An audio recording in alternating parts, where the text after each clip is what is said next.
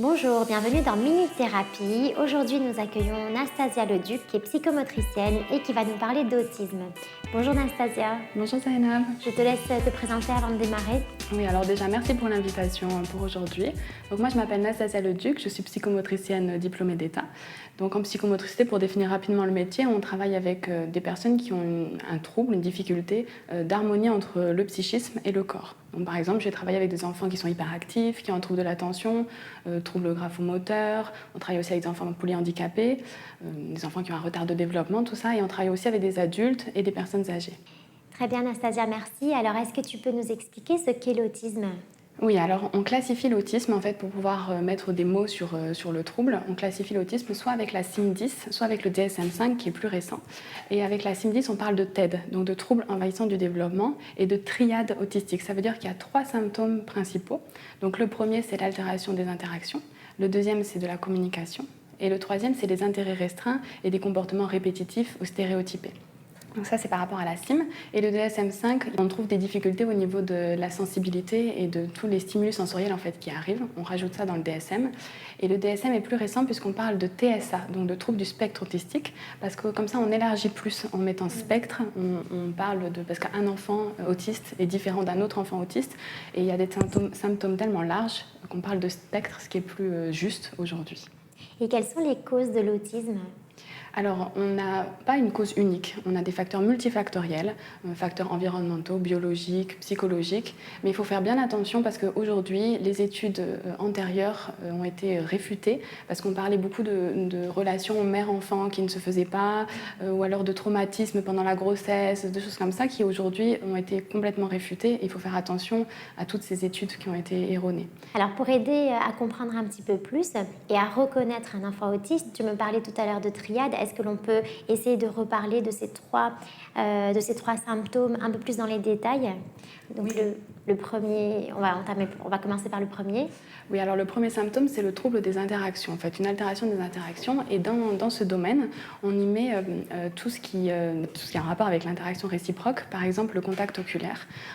Souvent, le contact oculaire est altéré puisque les enfants ont du mal à regarder dans les yeux. C'est un regard qui est souvent traversant, ou alors en périphérie, ou un enfant qui regarde au niveau du front, parce que le regard est source d'angoisse et parce que le regard est vecteur de communication. On voit la personne à travers le regard, il se passe plein de choses, ce qui est très angoissant pour les enfants autistes. Donc ça fait partie des troubles des interactions. On a aussi une difficulté au niveau des expressions du visage, avec une mimique qui peut soit être pauvre ou alors exagérée, avec par exemple un enfant qui va rigoler très très fort alors que la situation n'est pas forcément adaptée. Et donc c'est difficile pour son entourage, pour les adultes, de comprendre ses émotions. On a aussi une difficulté à réguler les interactions sociales, c'est-à-dire à trouver la bonne distance, soit à être trop près de la personne, soit à être trop loin de la personne. Voilà, avoir une bonne distance sociale, c'est aussi compliqué. C'est difficile d'avoir une relation avec ses pairs, de partager par exemple des intérêts, de partager des émotions, des jeux. Voilà, c'est quelque chose qui peut être très compliqué pour ces enfants. Et souvent, l'enfant est plus à l'aise avec l'adulte parce que l'adulte s'adapte à lui, alors qu'entre eux, les enfants ne s'ajustent pas. On a aussi une réponse qui est inadaptée par rapport aux émotions de l'autre. On entend souvent par exemple des parents qui nous disent quand son petit frère pleure, il ne va pas aller le consoler, il ne va pas chercher à avoir une juste réponse par rapport à l'émotion de l'autre.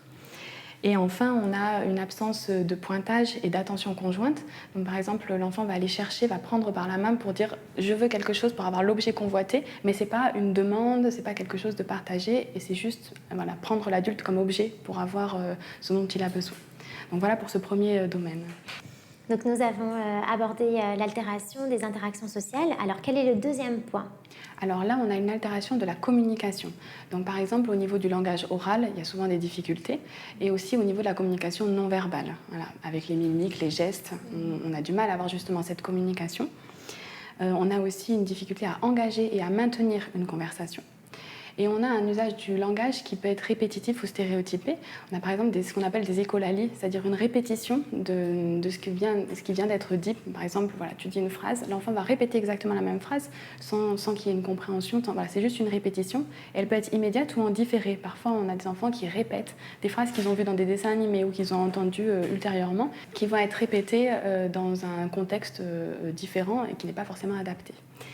Et on a aussi une absence de jeu symbolique et de jeu de faire semblant et d'imitation aussi qui fait partie normalement du développement de l'enfant. Voilà. Alors là, on a abordé donc l'altération de la communication. Quel est le troisième et dernier point? Alors le dernier point, c'est le point souvent assez envahissant, c'est les intérêts restreints et les comportements qui sont stéréotypés et répétitifs.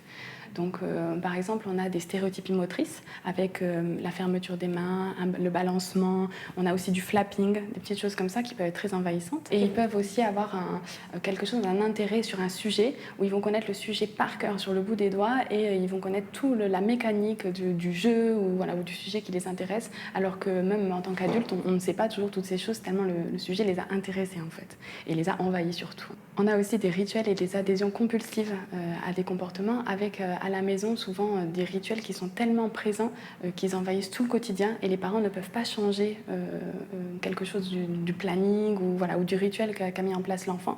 Donc toujours dans ce domaine des intérêts restreints, on a aussi des enfants qui vont collectionner des objets et qui vont pouvoir les classer, par exemple des petites voitures, qui vont aller classer dans un ordre très logique pour eux, mais qui pour nous n'a pas forcément de sens. Et ils ont leur propre logique et ils vont classer, par exemple, leurs petites voitures, les aligner les unes après les autres.